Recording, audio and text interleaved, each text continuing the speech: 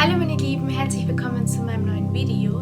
Am 11.03., also am Donnerstag, war ja Shivaratri und ich wollte euch heute erzählen, was eigentlich Shivaratri auf sich hat und warum es gefeiert wird. Was bedeutet Shivaratri eigentlich?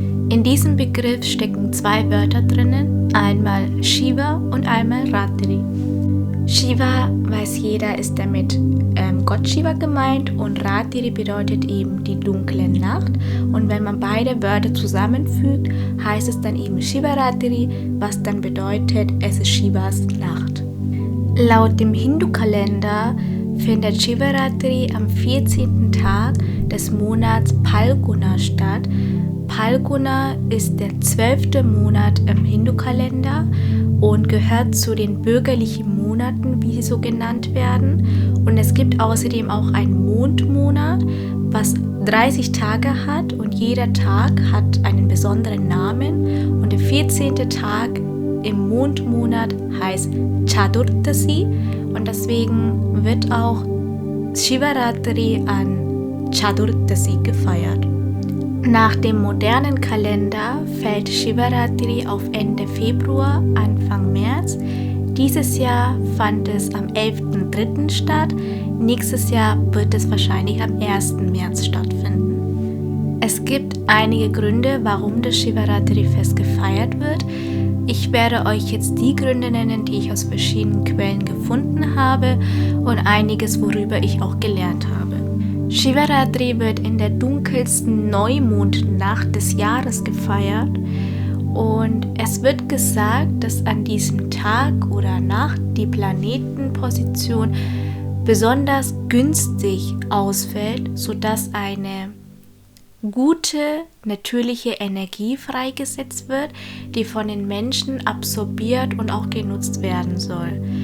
Und indem die Menschen oder die Verehrer von Shiva zu ihm meditieren, soll es für sie möglich sein, dass sie diese Energie aufnehmen können. Außerdem wird auch der Hochzeitstag von Shiva und Parvati als Mahashivaratri gefeiert. Als weiterer Grund wird genannt, dass es mal zu einer Situation kam, wo die Welt zusammen mit den Lebenden, also mit den Schöpfungen von Brahma, drohte im Meer zu versinken, und um die Welt mit den Lebenden zu retten, hat Parvati, also Shivas Frau, zu ihm meditiert.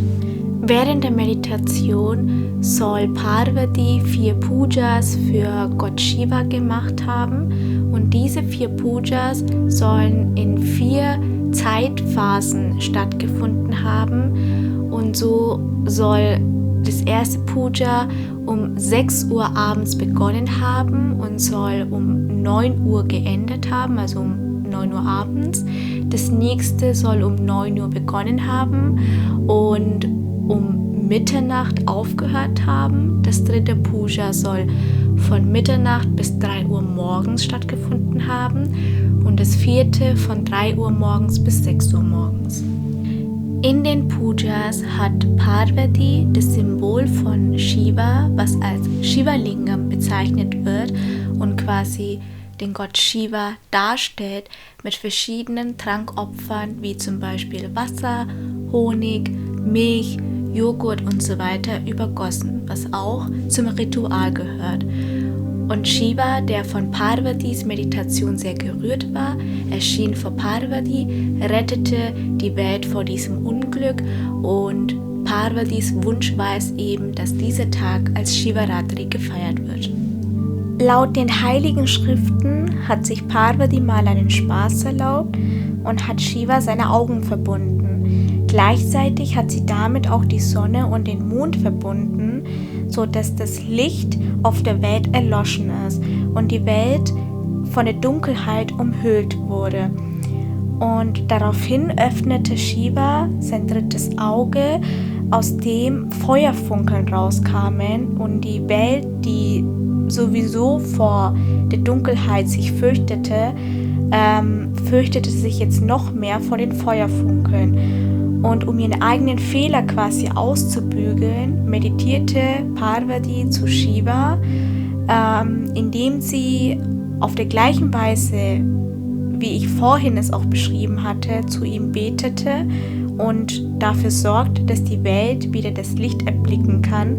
Und sie wünschte sich von Shiva, dass er den Menschen, die auf der gleichen Weise wie sie auch zu ihm meditieren, die Rituale befolgen und die Regeln befolgen, ihre Wünsche erfüllt bekommen sollen, von ihren Sünden befreit werden sollen und nach ihrem Tod in den Himmel kommen sollen. Da Parvati sich das selbst von Shiva gewünscht hat, glaubt man, dass der Tag, an dem man Mahashivaratri feiert, ein sehr heiliger und ein sehr bedeutsamer Tag ist, an dem alle die Wünsche erfüllt werden und die Verehrer von Shiva von ihren Sünden befreit werden. Ein weiterer wichtiger Grund für das Feiern von Mahashivaratri soll es sein, dass Shiva einmal Gift getrunken hat, um die Welt zu retten. Es ging nämlich um ein Unsterblichkeitsgetränk, was im tiefen Verborgenen des Milchozeans gelegen haben soll. Alle begehrten dieses Getränk, alle wollten dieses Getränk haben. So kam es zu einem Streit zwischen den Göttern und den Bösewichten, weil die Götter es verhindern wollten, dass die Bösewichte an das Getränk kommen. Und um selbst an das Getränk zu kommen, mussten sie den Milchozean quirlen. Und dafür haben sie einen Berg benutzt namens Mandara. In manchen Geschichten wird er auch als Meru bezeichnet. Und sie brauchten auch einen Seil und dafür haben sie eine Schlange namens Vasuki benutzt. Die Götter haben quasi am Ende der Schlange gezogen und die Bösewichte am Kopf der Schlange. Und die Schlange hat dann irgendwann, weil sie dann den Schmerz nicht mehr ausgehalten hat, angefangen, Gift auszuspucken. Und um die anderen zu retten, hat dann Shiva selbst das Gift getrunken. Als Dank dafür haben dann die anderen, also zum Beispiel Gott Brahma und Gott Vishnu, zu Shiva meditiert und die Meditation soll auch an Chaturdasi stattgefunden haben, also am 14. Mondtag. Und ich kenne noch die andere Geschichte, dass nachdem Shiva das Gift getrunken hat, erstickt ist oder ohnmächtig geworden ist und dass seine bessere Hälfte Parvati eben, um ihn zu retten, zu ihm meditiert hat und ihn dadurch dann wieder ins Leben quasi gerufen hat oder ihn wieder aufgeweckt hat. Ich weiß jetzt nicht, was von den beiden Endungen stimmt, aber ich habe jetzt beides gehört. Ich kenne noch einen letzten Grund, warum Mahashivaratri gefeiert wird.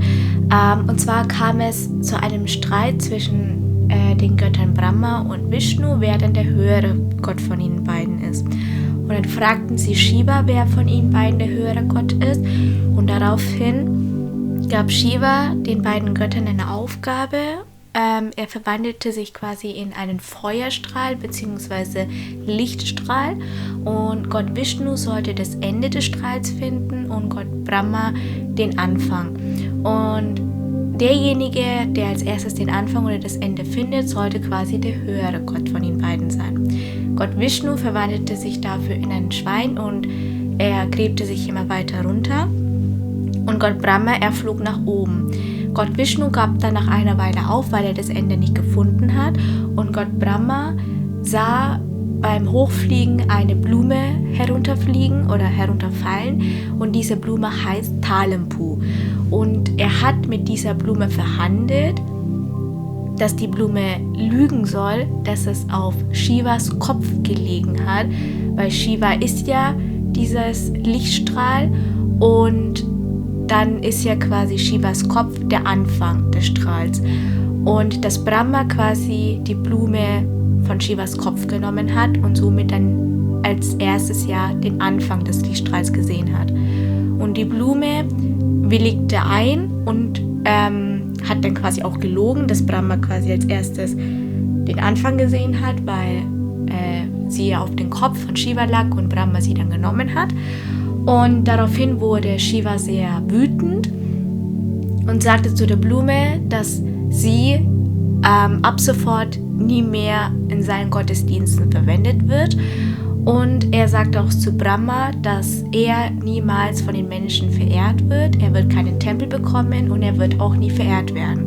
Deswegen gibt es auch keinen Tempel für Brahma und er wird auch nicht als Gott quasi angebeten. Und dieser Tag, an dem dieses Ereignis passiert ist, wird anscheinend auch als Mahashivaratri gefeiert.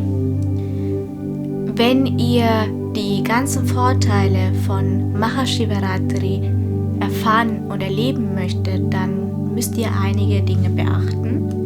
An dem Tag, wo das Mahashivaratri beginnt, steht ihr früh morgens auf, ihr wascht euch, ihr reinigt euch und dann beginnt das Fasten.